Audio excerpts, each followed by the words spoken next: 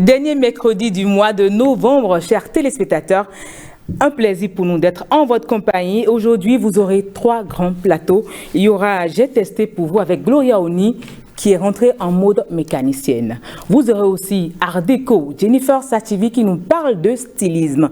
Nous n'oublions pas le plateau entrepreneur où vous aurez sur ce plateau une entrepreneur, oui, qui nous parlera de son parcours, comment elle y est arrivée, parce qu'entreprendre aujourd'hui, c'est compliqué. Oui, c'est ces 3 grands plateaux que nous aurons. J'oublie pas Eco. Vous aurez également Eco tout à l'heure, une notion en économie.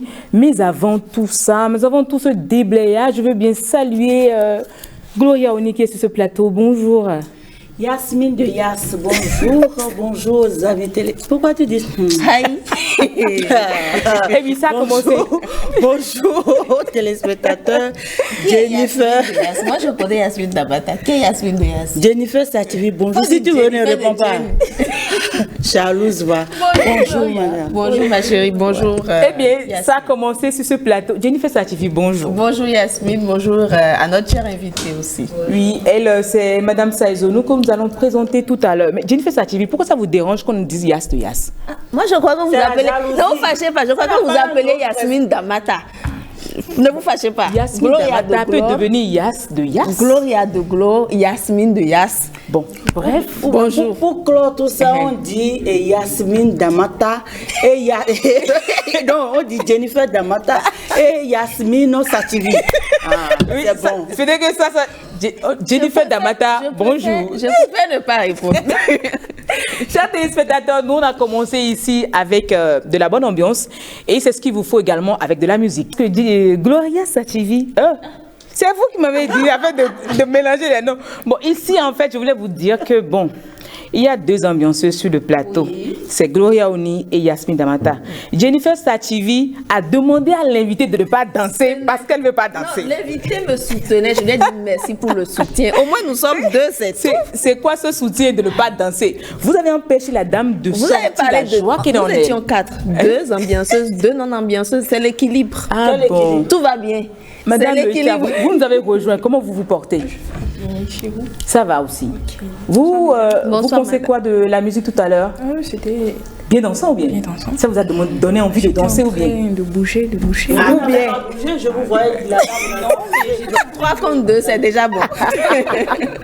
Oui, chers téléspectateurs, après la bonne danse, il y a une surprise qui attend mes invités, ça pas encore. En tout cas, nous avant ça, allons à J'ai testé.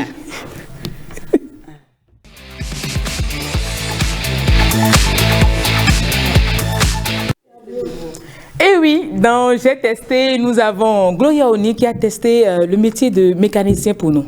Suivons et on revient.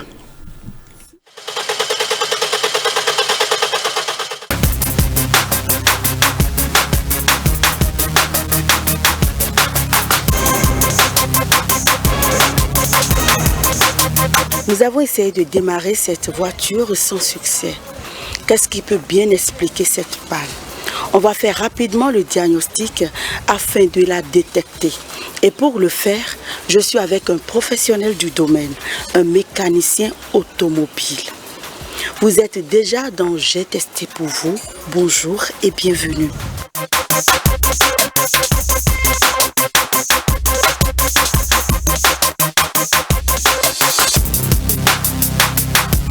Comment peut-on interpréter la panne d'une voiture? Quand une voiture tombe en panne, comment est-ce qu'on peut détecter la panne?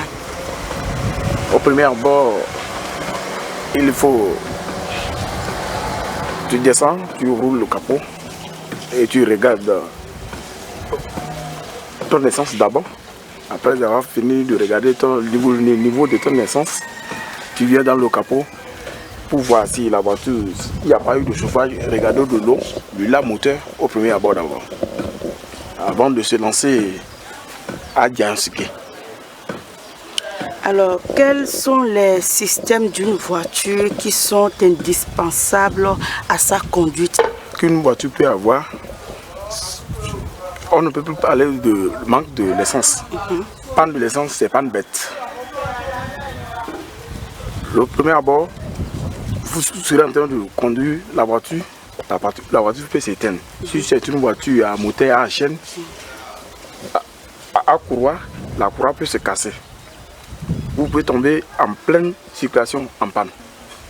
Si la courroie motrice se casse, si au niveau de l'électricité, il y a un relais qui ne fonctionne plus ou bien un fusible qui est sauté, vous pouvez tomber en panne sans le savoir. De là, vous appelez votre mécanicien, il vient, il intervient. Les voitures à moteur à combustion interne ont besoin d'un système de transmission. Le rôle des transmissions, ça dit, les véhicules viennent à 2 transmissions, les véhicules viennent à 4 transmissions. Ceux qui ont la 4x4, par exemple la 4x4 à 5 transmissions. La transmission qui fait débrayer, en fait le rôle de la transmission c'est de pouvoir débrayer. Il y a des véhicules qui viennent avec traction arrière et les véhicules qui viennent avec traction avant. La transmission sert à une voiture de débrayer, de rouler. Alors, je vais vous raconter une anecdote qui m'a aussi été racontée. C'est un mécanicien qui doit livrer la voiture de son client depuis des jours, depuis des semaines. Il ne l'a pas fait et le client était fâché, furieux, ce qui est peut-être normal ou normal. Et arrivé dans le garage, quand le mécanicien l'a vu de loin, il a simulé un appel. Ma femme est souffrante, ma femme est enceinte. Pendant ce temps, on appelle ma maman m'appelle. On m'appelle pour me dire que ma maman a piqué une crise, ma maman est à l'hôpital, alors que mon papa traîne un problème de diabète depuis des années. Comment le ciel me tombe dessus? Comment est-ce que je vais m'en sortir? Est-ce que c'est bien? Qu'est-ce qui vous pousse? Je ne dis pas vous particulièrement, mais en général, qu'est-ce qui pousse les mécaniciens automobiles à cet extrême-là? Une cliente qui a une voiture qu'il envoie au garage et que la panne peut se multiplier. La voiture peut venir au garage avec une seule panne et en voulant réparer la panne, ça peut sortir encore une autre panne. Donc aujourd'hui, si au Bénin, les clients peuvent nous comprendre, parce que pour donner un délai, par exemple, la personne vient, tu lui dis, tu vas venir prendre ta voiture dans une semaine. Il y a des clients qui acceptent, il y a des clients qui disent non, je veux voyager, je veux temps, je vais essayer. Ça dit, la personne, il vient au garage la veille de son voyage. Et quand c'est comme ça, ça ne donne pas le temps au mécanicien de vite faire le travail. Mais quand la voiture vient avant le voyage, toi-même, un mécanicien, tu finis, tu fais ton diagnostic, tu finis de faire le boulot, tu fais un essai. Là, si c'est bon, tu lui dis, ah, viens prendre ton véhicule dans 3 jours, dans 4 jours. Il y a des clients qui s'enfuient. Ah bon? À cause de même. Parce que et s'il est en panne, il va commencer par aller garage en garage. Non, je n'ai pas compris. Il vous laisse la voiture et il fuit ou bien la voiture? Non. Ils prennent, on les livre la voiture sur une condition. Je vais rouler, après je vais te rembourser ta merde. Il y a ça aussi, on a des problèmes là. Mais nous, on essaie de gérer pour ne pas perdre la clientèle. Par exemple, tu viens chez moi. Je dis à ce mécanicien-là, votre mécanicien-là, il n'est pas compétent, il n'est pas si pour pouvoir gagner la clientèle. Moi, je ne le fais pas, par exemple. Si tu en parles, même si tu es devant mon garage, je dis, appelle votre mécanicien. Ah bon? Oh, oui. Pourquoi vous le faites? C'est une occasion, c'est une opportunité pour que vous puissiez vous faire de l'argent. Au fait, ce n'est pas de l'argent. Il faut garder ta dignité. L'argent, c'est l'argent. L'homme est l'homme. Est-ce que vous comprenez ce que je dis? Tout à l'heure maintenant, celui qui maîtrisait la voiture depuis la base, quand la voiture sort du port, par exemple, ce n'est pas tout le monde qui a les moyens pour aller payer les véhicules à CFAO, donc les véhicules les véhicules de France que nous disons ici. Bon, depuis que la voiture est arrivée, ça allait dans un garage. Le mécanicien connaît déjà les systèmes de la voiture. Peut-être que la voiture était arrivée avec cette panne-là et rapidement, lui, il connaît déjà la panne. Toi, la personne t'en va, il te voit en blouson, tu es un mécanicien, oui, et tu t'accordes sur la voiture. Maintenant, tu peux encore toucher là où tu n'étais pas touchable. Parce que tu ne maîtrisais pas le système de cette voiture. C'est pour ça que nous, on les appelle clients vagabonds. Parce que là où ils sont en panne, oui. Vous appelez les clients vagabonds. Ah ouais. Parce qu'ils n'ont pas un seul garage. Un garage. Parce que tu quittes ici et nous on se connaisse. Ah, vous connaissez On se entre connaît. vous. Entre nous. Tu peux quitter ce Kofi et aller ici à Tanaz. Donc c'est comme ça. Ah, donc c'est des clients vagabonds. Oui, c'est des clients vagabonds. Celui qui va. C'est pas moi qui le dis, hein, c'est le mécanicien. Oh, ah oui.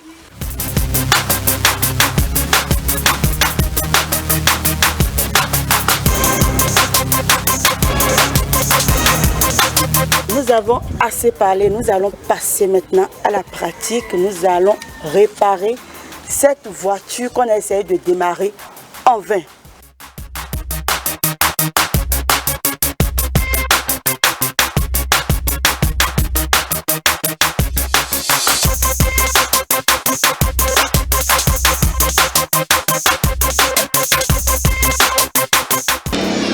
La première position, il faut regarder si le courant vient d'abord au niveau des bougies.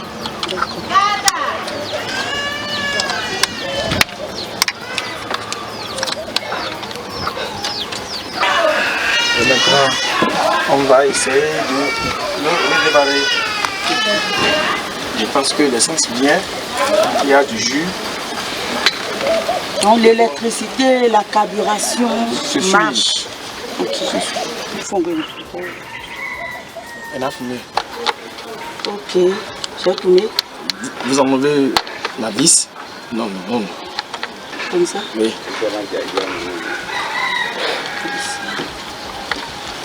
Enlevez la vis. Roulez. Je tourne encore. Non, laissez la clé. Ok, je laisse. Avec la main. Ok. Ok. Mettez ça dedans. Enlevez ça. Enlevez ça. J'enlève, ok. Ok, ça c'est la bobine. La bobine. La voiture c'est 4 cylindres. Ça fait premier, deuxième, troisième, quatrième. Ça fait 4 cylindres.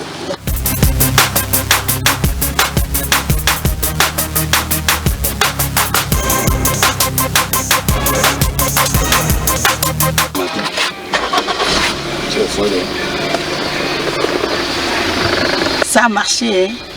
J'ai réparé la voiture, j'ai détecté la panne et je l'ai réparée. Mécanicienne automobile. Ah, à vous de voir.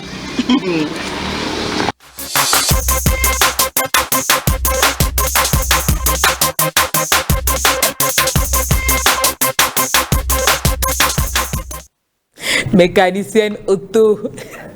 Gloria. Madame la mécanicienne automobile. Vous avez dit que vous êtes mécanicienne auto. Je ne suis pas mécanicien automobile, mais j'ai essayé de réparer la voiture. Vous savez, quand j'étais sur les lieux, il y a une voiture, il y a plusieurs voitures. C'est d'ailleurs un garage automobile.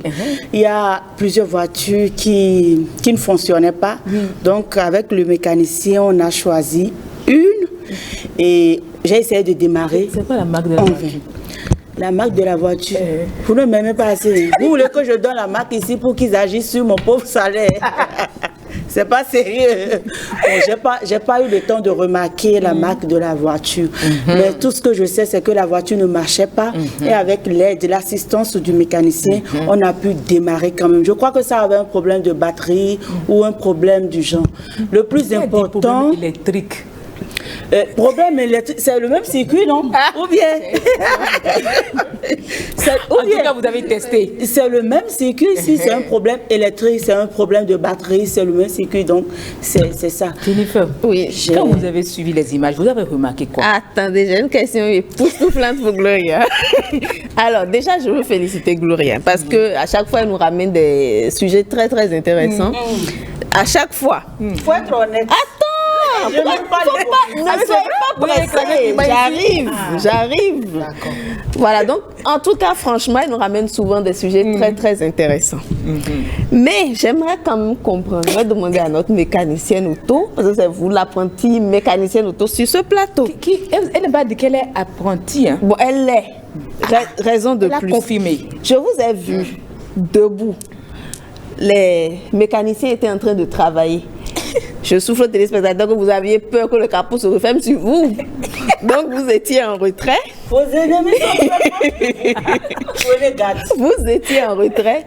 Qu'est-ce qui s'est passé entre la réparation et au moment où vous avez démarré? En réalité, Jennifer, rien ne s'est passé, mais c'est normal que je sois sur mes gardes parce que je n'ai jamais réparé une voiture. D'accord. Je n'ai jamais essayé de réparer une voiture. C'est normal que je sois un peu discrète, distante. Et il faut que je laisse le mécanicien, celui qui veut m'accompagner, celui qui veut bien m'accompagner. Pour ne pas tout abîmer en même temps. Pour ne pas tout abîmer, pour ne pas aussi me créer des ennuis. Écoutez, si quelque chose m'arrive, est-ce que je suis sur le Vous n'aurez rien, vous n'aurez rien. Vous savez ce que moi j'ai remarqué, c'est son casque. C'est quoi? Le casque du début. Oui, ça, je crois que tous les... Mesure de sécurité? Ouais, c'est une mesure de sécurité. Tous les mécaniciens, je sais pas, un automobile, et qui se respectent assez, qui prennent soin de leur métier, qui se protègent, je vais dire, et le mettent. Oui, mais avec le casque, vous étiez jolie, une belle mécanicienne, hein? Tout ce que moi-même j'ai aimé dans l'élément, vous voulez que je vous le dise? Oui. Vous voulez, chers invités? Tout ce que moi-même j'ai aimé, j'ai aimé deux choses. L'anecdote qu'on m'a racontée, que j'ai racontée. Qui était très drôle, soit dit. Non, voilà. je suis sûre que c'est elle-même qui a vécu l'histoire. N'est-ce pas? On connaît Gloria, oui. Donc, à part ça, j'aime la personne en fait qui a testé. Oh là là, Elle était bien. c'est ça l'estime de soi. Et le jean allait très bien. J'adore Ça la faisait personne. une jolie mécanicienne. Ouais, Est-ce que vous êtes allé faire de la mécanique là-bas ou c'est la jeune fille? Vous êtes allé montrer au mécanicien que vous êtes belle? Non, je ne peux pas aller lui montrer que je suis belle. Lui-même, quand il me voit, c'est que je suis belle. Dis donc, j'adore ça. Vous comprenez? Ah, donc il sait que je suis belle, donc je n'ai pas besoin de... Écoute, tu me vois... Non, quand il a vu la personne, même il dit... Mais ouais, Gloria. Dieu, il est bon. Oui, voilà. Il crée des choses. Voilà. Vraiment, des créatures Gloria, merveilleuses. dans tout ça, quand vous êtes allé tester pour nous le métier de mécanicienne auto, bobine là, vous avez enlevé en main là. Vous avez fait quoi la bobine et puis le moteur a démarré? Yasmine Damata, chers téléspectateurs, chers invités, je vous ai déjà dit ici que je ne suis pas mécanicienne automobile. Je suis allée tester. J'ai jamais touché à la voiture, au système d'une voiture, jamais de ma vie. C'est pour ma première fois. Donc, quand la voiture a eu un problème et ne pouvait pas démarrer, j'ai demandé au mécanicien ce qu'il faut pour que la voiture démarre. Il dit certainement, on va essayer de détecter la panne. Ah, donc vous avez caché beaucoup de choses. Hein. Oui, certainement c'est une panne de batterie ou c'est le circuit électrique qui n'a pas fonctionné ou qui n'a pas répondu. Donc, il a lui-même, puisque c'est son métier, il a ouvert ce qu'il doit ouvrir, il a demandé d'enlever des bobines, le capot. Je sais pas, honnêtement, je sais pas. Mais mon problème, c'est pourquoi j'ai voulu tester le métier, la mécanique automobile, c'est quoi? C'est que je trouve, je rencontre parfois des voitures sur la voie qui ne démarrent pas, qui sont là, qui sont fixes, vous comprenez? Oui, bien sûr. La personne est en panne. Je demande à un très proche de moi, quelqu'un très... On a compris. Vous avez compris? On a compris que très je bien. lui demande, écoute, mais la voiture a quel problème? Il dit, c'est un problème de transmission. Parce que quand c'est un problème de transmission, ça ne démarre pas. C'est le mécanicien qui doit se déplacer, venir déplacer la voiture. La voiture ne peut plus se déplacer. Donc c'est pour ça que j'ai dit, pourquoi ne pas essayer? Il est temps de mieux maîtriser. Sur la transmission. En tout cas, Yasmine, si vous permettez, avant de passer la parole à nos invités, moi, ce que j'ai particulièrement aimé dans cet élément, c'est qu'on a l'habitude de juger les mécaniciens. On le fait tous, hein. On le fait tous. Lui là, il nous a jugé. Hein. Il a dit qu'on est des clients vagabonds. Bon. non, mais en fait, j'allais oublier très rapidement. Il faut dire à chaque fois, on n'est pas dans leur peau. Excusez-moi. Donc c'est trop facile de dire. Pardon. Vous avez un chat dans la gorge. Un chat dans la gorge. C'est trop facile de dire, il est malhonnête. Et il est ci, il est ça. Donc, je crois que la rubrique nous a quand même un peu permis de nous mettre à leur place. Et pas de concevoir, pas d'accepter ce qu'ils font, mais quand même de relativiser. D'accord. Merci beaucoup. Je veux bien donner la parole à nos invités, mais le temps est vraiment court par ici. Et avant de passer à l'écho, oui, on m'a fait le petit jeu. La surprise de mes invités, c'est le jeu. On va vous poser des questions. Oui. Pas que les invités. Vous êtes... Des questions? Oui, des questions. Des imprévus? Ah, Moi, j'aime pas les imprévus. Vous je êtes amusé. prévois les Non. imprévus.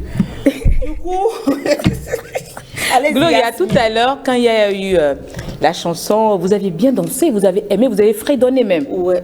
Voilà, J'aime le bien. jeu, c'est sur la chanson qu'on a écoutée. Hey, pourquoi? Ah ben oui. Et on va commencer, vous êtes prêts?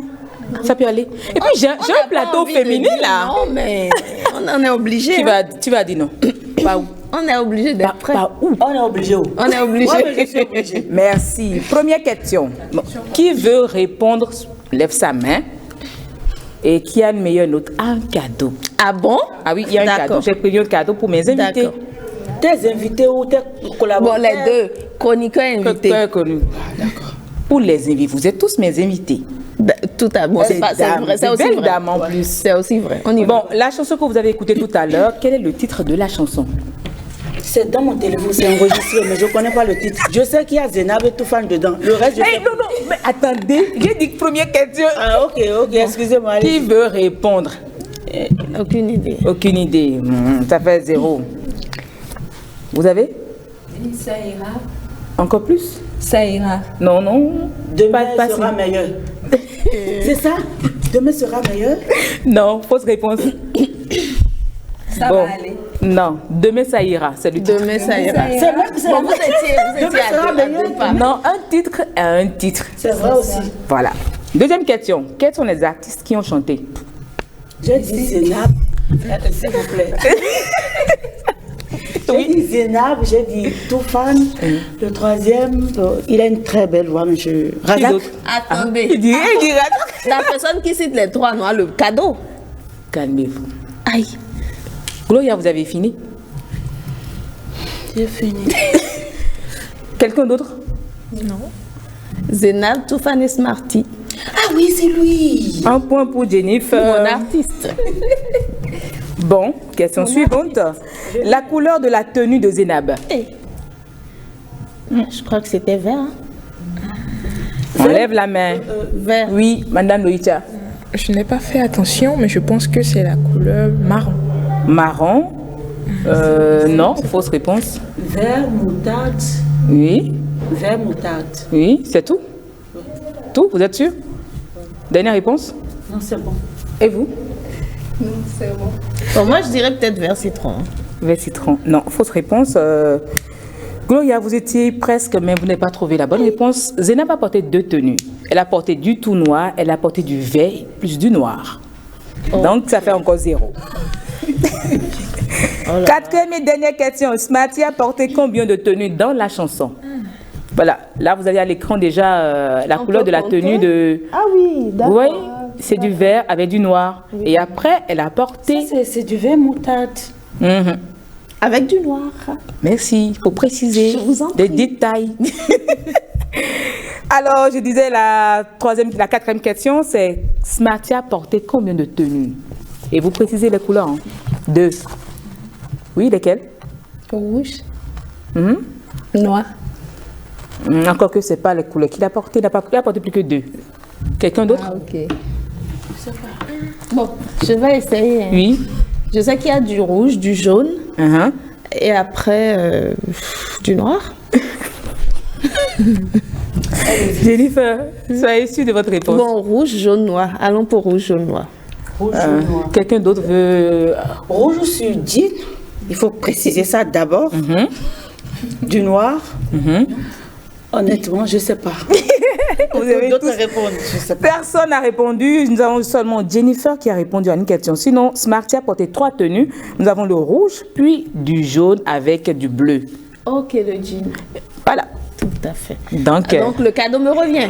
non, hein, vous aurez plutôt un petit cadeau parce que la note c'est sur 20. Vous avez eu 5 sur 20. En principe, je dois rien vous Ça donner. ne me gêne pas. Donnez le cadeau. C'est grave. Bon. 5 sur 20 et Jennifer 0 mérite, elle mérite carrément sur quelque 20, chose. mieux. Oui, oui, c'est mieux. 0 sur 20 mieux. Bon, je vous donne ça. Porte clé de Univers de Naya. Merci beaucoup. Elle nous a offert ce Si j'avais eu gadget la pour nos totalité invités. du point, j'aurais eu quoi? Bon, je vais vous montrer.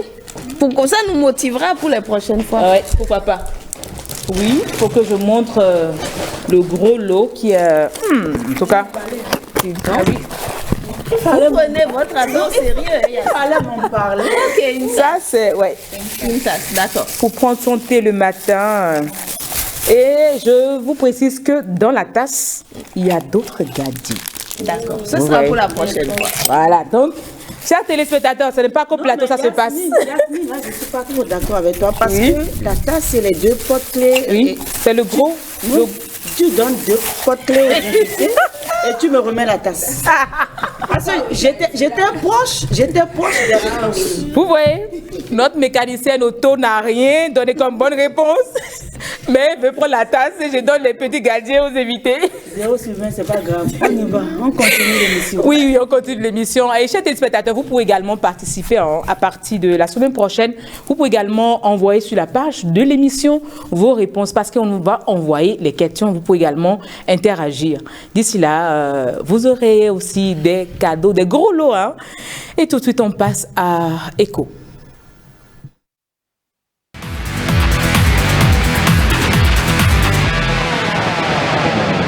Dans la rubrique Écho, nous allons parler de élasticité. Jennifer, ça vous dit quoi? Quand on parle d'élasticité, pour moi, je dirais pas que je maîtrise quand c'est économie, mais élasticité, déjà, je fais penser à la peau et à tout ce qui est tiré. Donc, je sais pas si l'élasticité, en ce qui concerne l'économie, vise la variation ou la fluctuation des prix. Moi, je sais pas. D'accord. Madame Saizonou? Ça me dit rien.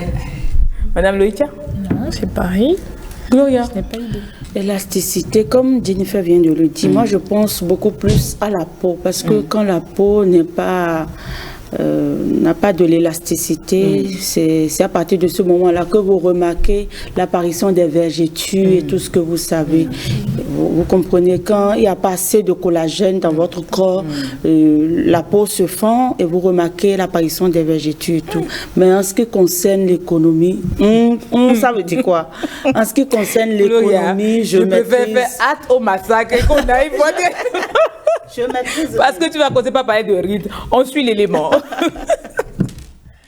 L'élasticité est un concept très vaste et incontournable dans l'analyse économique ou dans l'analyse en gestion. L'élasticité est un indicateur qui permet de mesurer ou d'apprécier la sensibilité des acteurs, que ce soit du point de vue de l'offre ou de la demande, face aux modifications des conditions de marché. Alors, nous pouvons distinguer l'élasticité prix de la demande, l'élasticité prix croisé de 2 biens et l'élasticité revenu.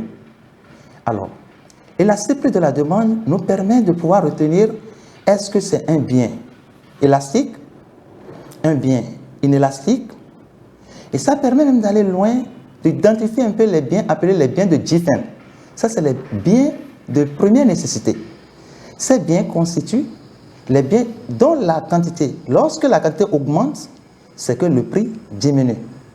Ou bien lorsqu'on augmente les prix, la quantité pour ces biens-là diminue. Les biens qui ne sont pas de Giffen, c'est peut-être les biens de Veblen. Les biens Veblen, c'est les biens dont la quantité augmente au même moment que les prix. Lorsque nous abordons l'élasticité prix croisé, là, nous sommes en train de faire allusion à 2 biens. Ça permet de pouvoir apprécier la variation de la quantité d'un bien avec la variation des prix d'un autre bien. Cela permettra de dire est-ce que les biens sont substituables ou bien sont complémentaires. C'est comme l'eau et la boisson. Dans quel cas les gens peuvent avoir préférence à l'eau, à la boisson. Le dernier cas, c'est l'élasticité revenu. Cette élasticité permet d'apprécier toute augmentation de revenus, son impact sur la consommation de certains biens. Chers téléspectateurs, j'espère que vous avez retenu quelque chose. Je sais que sur ce plateau également, on a retenu que l'élasticité en rapport avec les prix. Prenez note et recevez notre émission sur YouTube et vous allez mieux comprendre encore ce qu'est élasticité. Je passe maintenant à l'entrepreneur et nous recevons Saizonou Ségolène. Oui, bonjour madame. Comment vous vous portez? Bien, bien, et vous? Depuis, ça va, depuis que vous avez démarré l'émission avec nous, vous avez quelques mots par rapport au rendez-vous de midi? Oui, bon, je ne suivais pas ça de manière régulière, mais ça m'a donné goût à pouvoir suivre. J'aime bien l'ambiance qui se vit ici. Merci beaucoup. Vous êtes d'abord une passionnée des arts manuels et vous avez découvert votre passion à quel moment? Je dirais depuis mon jeune âge, quand j'étais au collège, j'aimais beaucoup bricoler. Tout ce que je trouvais, il fallait que je crée quelque chose à partir de ça. Donc, j'étais passionnée des travaux manuels, en un mot, je dis. À l'origine, Ségolène... À l'origine, Ségolène a fait des études. Elle a une licence en marketing. En action commerciale et force de vente et un BTS en marketing et action commerciale. Mais aujourd'hui, elle a sa propre force de vente. Elle savait où elle allait. En tout cas. Parce que ça va en même temps avec ce qu'elle a choisi comme ce qu'elle a voulu entreprendre actuellement. Et elle fait dans la confection des emballages. Oui. Et vous avez votre propre marque. Oui. Comment vous êtes venu à créer votre propre marque? Bon, déjà, je dirais, chaque fois quand les parents devaient sortir, ils avaient pour un événement et ils voulaient offrir un cadeau, on me sollicitait toujours pour pouvoir faire les emballages. Donc, quand j'ai commencé par le faire, au fil du temps, je me suis dit, bon, pourquoi ne pas prendre ça comme une activité. Et c'est de là que m'est venue l'idée des emballages. Mais en voulant le faire, je me suis dit, il ne faudrait pas que je fasse comme tout le monde. Il faudrait que j'apporte une originalité à ce que je fais pour que ça puisse différer de ce qu'on retrouve, ce qui avait sur le marché. Donc, c'est de là que j'ai commencé. Et on voit qu'avec vous, c'est plutôt du paille imprimé que vous utilisez. Vous n'utilisez pas le carton simplement. Non, bon, je dirais que j'ai plusieurs catégories. Il y a la catégorie des papiers, il y a la catégorie aussi des pagnes. Et mais il arrive que les gens, parfois, quand ils prennent vos emballages, quand, par exemple, à Jennifer, je voulais offrir son gadget, je lui donne ça dans un emballage, mais Jennifer ne va pas voir ce qui est le contenu, mais c'est plutôt l'emballage. Donc, elle laisse ça là. C'est m'est arrivé déjà ici. Oui, ça m'est arrivé plusieurs fois. La première fois, c'était une dame qui m'avait sollicité pour que je puisse emballer un cadeau à un couple marié.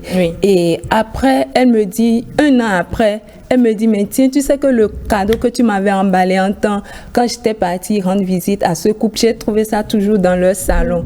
Bon, moi, ça m'a fait un peu bizarre parce que je ne savais pas que les gens pouvaient garder mes emballages comme ça parce que, à cause de la beauté, ne pas les défaire pendant un long moment. Donc, ça m'a réjoui après. Ça a succédé. Plusieurs personnes le faisaient. Je pense que c'est là la particularité de ce que vous faites. C'est déjà l'emballage en elle-même. On n'a pas envie de jeter l'emballage lui-même, mais on a plutôt envie de le garder. Oui. C'est comme nos autres emballages, mais ici, c'est le paille imprimé et elle donne sa touche où on n'a pas envie. On a toujours envie de garder l'emballage. Oh, l'emballage, ça se jette. Oui. L'emballage, effectivement. Très innovant. Et quel est votre message à l'endroit de ces jeunes qui ont envie, comme vous, d'entreprendre dans ce milieu? Bon, moi, je dirais aux jeunes qui ont envie d'entreprendre comme moi, de pouvoir se laisser guider par leur passion. Parce que tout d'abord, c'est la passion qui guide. Si tu n'es pas passionné, tu ne pourras pas vraiment te donner. Malgré les nuits blanches et tout, tu vas peut-être abandonner en cours de route. Donc, qu'ils suivent leur passion et puis qu'ils ne manquent pas de se former s'il y a lieu de se former. Donc, merci. Merci beaucoup, Ségolène. C'est le moment de passer à Art Déco.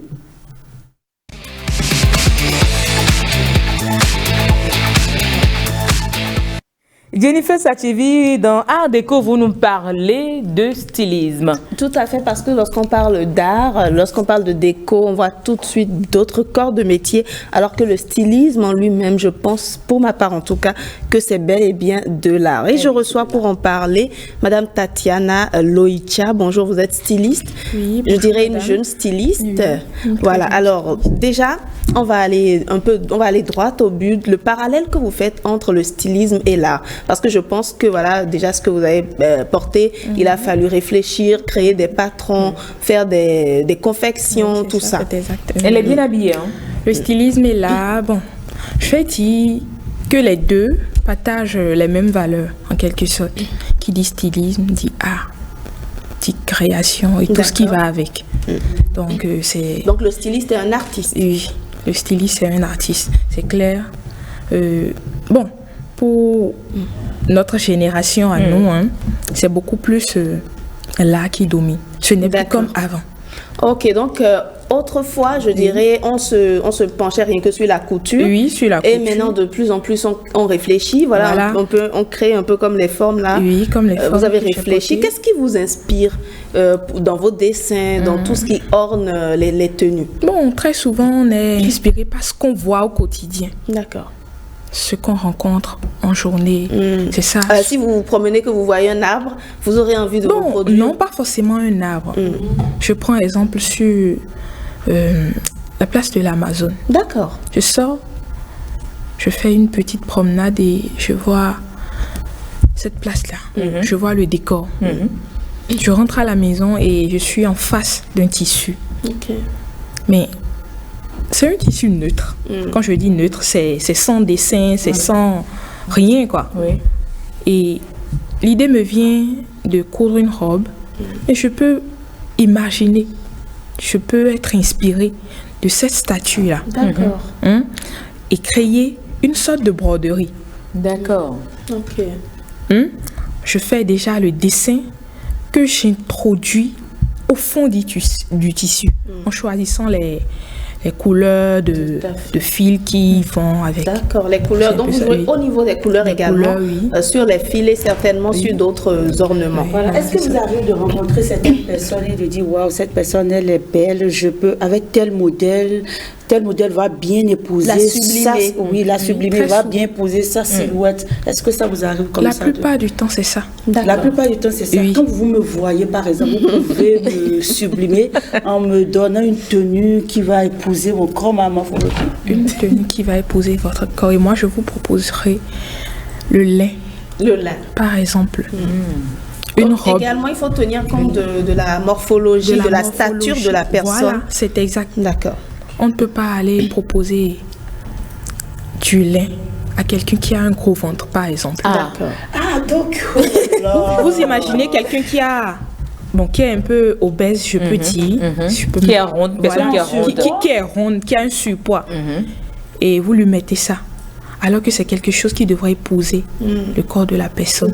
Le velours, par exemple, c'est quelque chose, quand tu portes, ça dessine ton corps. Oui. Ah, donc j'ai bien fait. Et oui, vous avez très bien fait. Laissez mon invité parler. S'il vous plaît. C'est très bien fait. Vous voyez? Et quand vous vous habillez avec, ça épouse votre corps. Ça ne laisse pas de traces. Imaginez ça. Imaginez du velours sur une personne avec des rondeurs, avec beaucoup plus de rondeur. Et excusez-moi, avec des gros ventres et tout. On ne va pas vous excuser, c'est ça? Non? Bon, imaginez ça. Ça dessine son ventre et tout ce qui va les gens avec. sont Donc, c'est fortes. ça. Oui, mais bon, ce n'est pas vraiment stylé.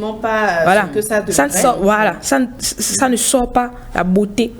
D'accord. Je retiens que le styliste tient compte, s'inspire du vécu quotidien et tient compte également, je dirais, de la personne, personne qu'il ou elle a en face de lui. Donc, c'est carrément un modèle sur lequel vous réfléchissez, que vous faites parler votre créativité. Alors, dites-moi déjà, je sais qu'il y a des stylistes, modélistes, vous êtes dans le vêtement. Est-ce qu'on en a de différentes sortes, les stylistes? Est-ce qu'il y a des personnes qui sont uniquement dans le design d'intérieur, par exemple? Dites-moi. Et je me penche sur deux volets, ce point-là. Il y a des stylistes qui sont des créateurs.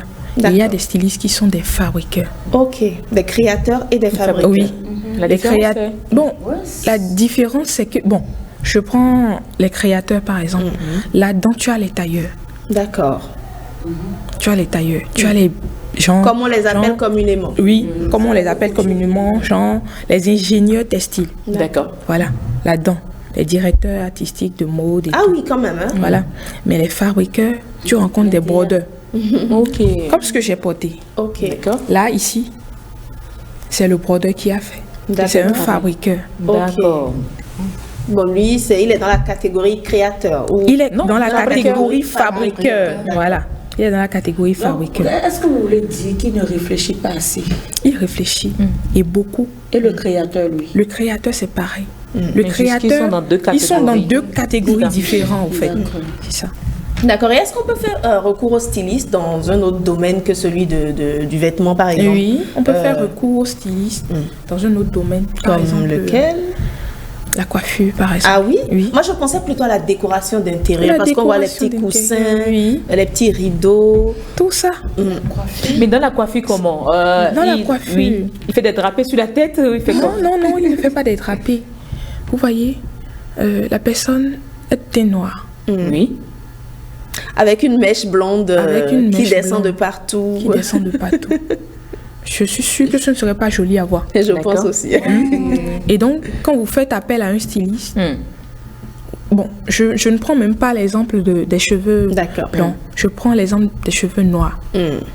Une femme noire avec D'accord. des cheveux noirs Oui. qui pense, c'est beau, très beau, mais qui pense, genre, elle a eu une idée, l'idée de se tresser avec des mèches de couleur. Et elle s'en va choisir la couleur beige, par exemple. J'imagine déjà. Et si elle faisait appel à un styliste, non, tu es de teint noir, tes yeux sont marrons, cette couleur n'ira pas avec toi sur ta tête. Voilà. D'accord, je comprends bien. C'est dans l'ensemble en fait. Un peu Oui, comme, c'est je fais un coucou Yasmine, si vous permettez, à notre styliste du plateau. Justement, Regina on se rend compte que Sandiego. c'est à peu près le même travail que vous faites tous. Et puis, je suis curieuse de savoir quand même quels doivent être les prérequis pour être styliste. Je comprends qu'il y a de la vocation forcément parce que pour parler de coiffure, etc., Et créer il même, faut, pour innover il faut chaque aimer fois. le beau et avoir l'esprit de créativité. Donc, quels sont les autres Il faut prérequis? également avoir l'esprit d'observation. D'accord. Beaucoup observer.